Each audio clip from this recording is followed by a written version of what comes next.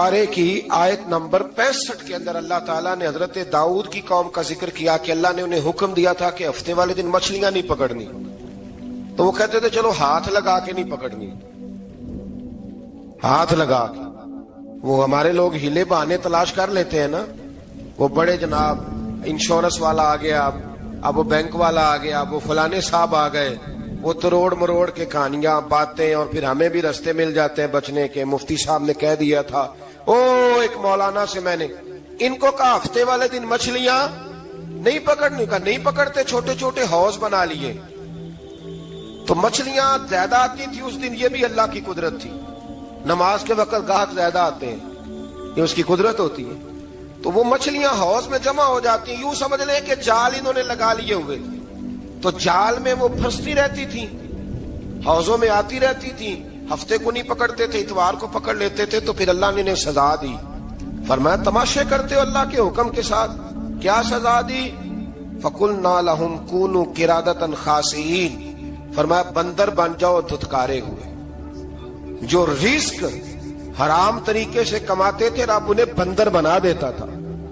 अभी भी मैंने देखे हैं बड़े बड़े ताजर पागलों जैसी जिंदगी गुजार रहे हैं, नफसियाती तौर पे सुकून नहीं है, करोड़ों रुपया पड़ा है। क्यों?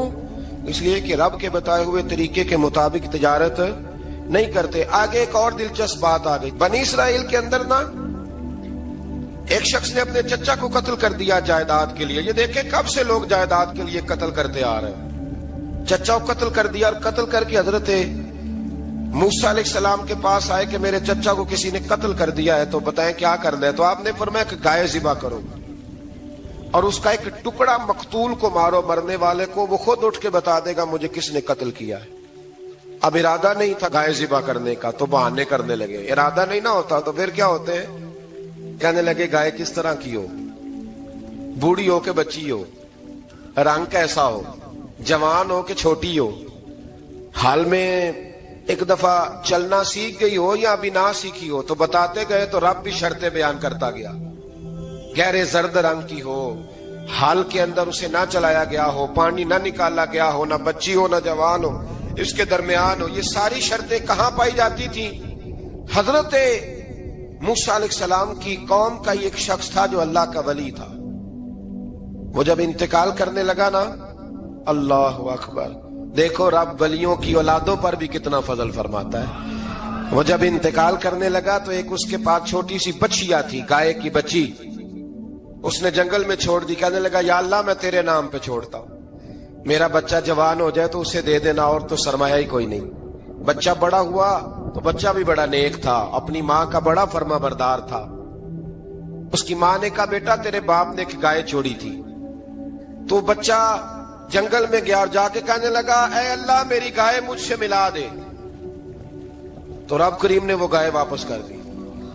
वो गाय घर ले आया। अब वो कहने लगा अम्मा बेच दूं, तो अम्मा कहने लगी बेटा मेरे पूछे बगैर ना बेचना। कई दफा गाहक लगे, पर उसने कहा जब तक मेरी अम्मा ना कहेगी मैं बेचूंगा। उधर बनी इसराइल वाले शर्तें जितनी गाय के बारे में पूछ चुके थे वो सारी इसी गाय में पाई जाती थी। तो ये ढूंढते ढूंढते वहां पहुंच गए। तो कहने लगे गाय चाहिए। तो उसने कहा भी तुम्हारी मर्जी से नहीं, कीमत मेरी मर्जी की।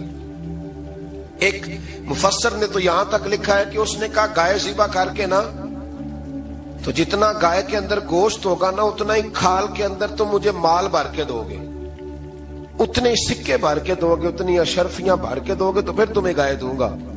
तो फिर ये गाय उन्हें मिली और ये गाय लेकर के आए। ज्यादा सवालात ना करते तो ज्यादा उलझते ना। हम भी दीन के मामले में बड़े सवाल जवाब करते हैं, उतना सवाल करें जितनी उसकी जरूरत है। इन लोगों ने सवाल ज्यादा किए तो फिर उलझ ज्यादा गए।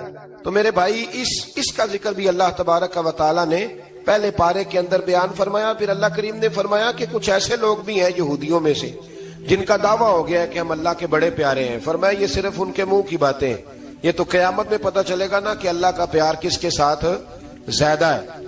और फिर ये भी यहूदियों ने दावा किया है, इसी पारे में अल्लाह फरमाते हैं कि इनका दावा है कि हम अल्लाह के बड़े प्यारे हैं, जन्नत में हम ही जाएंगे। तो अल्लाह फरमाते हैं फिर मरने की दुआ तो करो, जन्नत में तो मर के जाना है ना।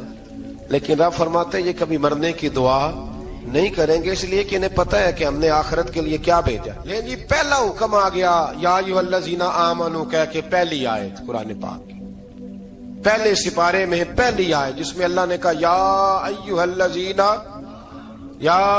الذین آمنوا، تو پہلا حکم آمنوا کہہ کے آیت نمبر 104 میں جو اللہ نے حکم دیا ہے نا، وہ نبی پاک کی تعظیم کا حکم ہے۔ پہلا حکم ہی اللہ نے حضور کی عزت اور ناموس کا ارشاد فرمایا۔ پہلا اس ترتیب کے لحاظ سے وہ ہوا یہ کہ جب نبی پاک کو بات ارشاد کرتے تو صحابہ کرام اٹھ کے عرض کرتے رائینا یا رسول اللہ، حضور سمجھ نہیں آئی ذرا رعایت کر دے۔ تو یہودیوں کی عبرانی زبان کے اندر نہ ذرا کھینچ کے پڑھتے تھے رائینا، تو اس کا معنی بنتا تھا معاذ اللہ اے ہمارے چرواہے، بکریاں چرانے والے کو بھی وہ رائینا کہتے تھے۔ تو جب صحابہ یہ کہنے لگے تو اللہ نے منع ہی کر دیا، فرمایا میرے محبوب کے غلاموں، اس لفظ کے پیچھے چھپ کے، اس لفظ کے پیچھے چھپ کے لوگ میرے نبی کی بے ادبی کر جاتے ہیں، تو جس لفظ کا کوئی ایک معنی بے ادبی والا بنتا ہو وہ لفظ بھی میرے نبی کے لیے نہ کہو، لفظ وہ والے کہو جس میں کوئی بے ادبی کا معنی نکلے نہ۔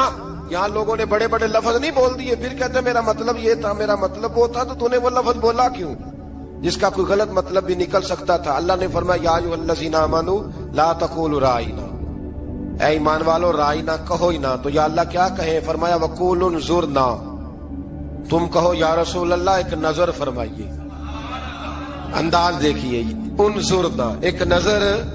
تو ہمارے بزرگ تو پہلے ہی بڑے پیار والوں نے کہہ دیا یا رسول اللہ انظر حالنا، کہتے کہاں سے لاتے ہو جملے؟ میں نے کہا اللہ کی کتاب سے، یا رسول اللہ انظر حالنا یا حبیب اللہ اسمع قالا، تو تم کہو انظرنا، محبوب نظر کرم کرے، واسمعوا، اور کیا ضرورت ہے دوبارہ پوچھنے کی؟ اللہ کہتا ہے پہلے ہی دھیان سے سنا کرو، پہلے ہی واسمعوا، پہلے ہی احتیاط سے سنو، وللکافرین عذاب الیم، اور کافروں کے لیے دردناک عذاب ہے۔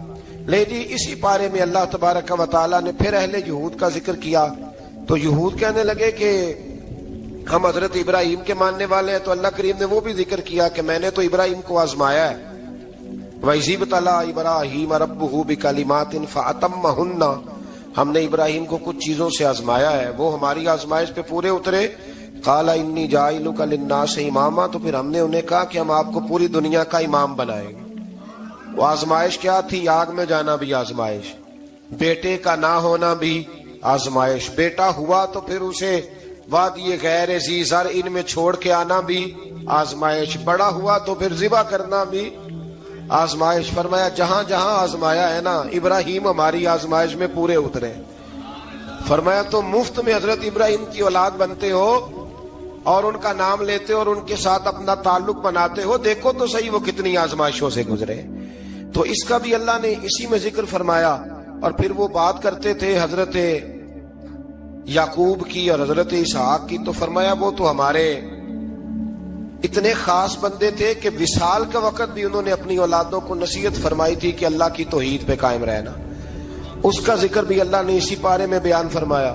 اور جو حضرت ابراہیم اور جناب اسماعیل نے کعبہ تعمیر کیا تو اس کا ذکر بھی اللہ تعالیٰ نے اسی بارے میں فرمایا۔ فرمایا جب وہ کعبہ بنا رہے تھے تو کہہ رہے تھے ربنا تقبل منا، کہہ رہے تھے اے اللہ بنا ہم نے دیا ہے پر مہربانی فرما ہم سے قبول فرما لے۔ تو جو آیہ کریمہ آخر میں عرض کرنا چاہتا ہوں اس پر بھی تھوڑی توجہ فرمائیں گے تو بات بڑی نکھر کے باہر آئے گی۔ یہ 16ویں رکوع کے اندر اللہ نے پھر یہود کا اور عیسائیت کا ذکر فرمایا، تو اللہ کریم نے ایک بات ارشاد فرمائی، یہودیوں کے ہاں جب کوئی بچہ پیدا ہوتا تھا پیلے رنگ کے ساتھ اس کو رنگتے تھے، یا کوئی خاص رنگ تھا ان کا، بچہ پیدا ہوتا تو اس پر وہ رنگ چڑھاتے کہ یہ جی ہمارے مذہب کا رنگ ہے۔ ہمارے ہاں بھی رسمیں ہیں نا اپنی اپنی، معاذ اللہ اپنی اپنی نہیں ہونی چاہیے، اللہ رسول کا حکم ہونا چاہیے۔ تو یہودیوں کے ہاں بچہ پیدا ہوتا تو ایک خاص رنگ چڑھاتے، عیسائیوں کے ہاں پیدا ہوتا تو وہ بھی ایک خاص رنگ چڑھاتے۔ تو مسلمانوں کے ہاں بچے پیدا ہوئے تو انہوں نے بھی توجہ کی کہ یہ کیا ہو رہا ہے، تو رب کریم نے فرمایا صبغۃ اللہ، رنگ اللہ کا ہی ہے، ومن احسن من اللہ صبغہ، اور فرمایا اللہ کے رنگ سے زیادہ خوبصورت کس کا رنگ ہو سکتا ہے؟ اللہ کا رنگ کیا ہے؟ لا الہ الا اللہ محمد الرسول اللہ صلی اللہ علیہ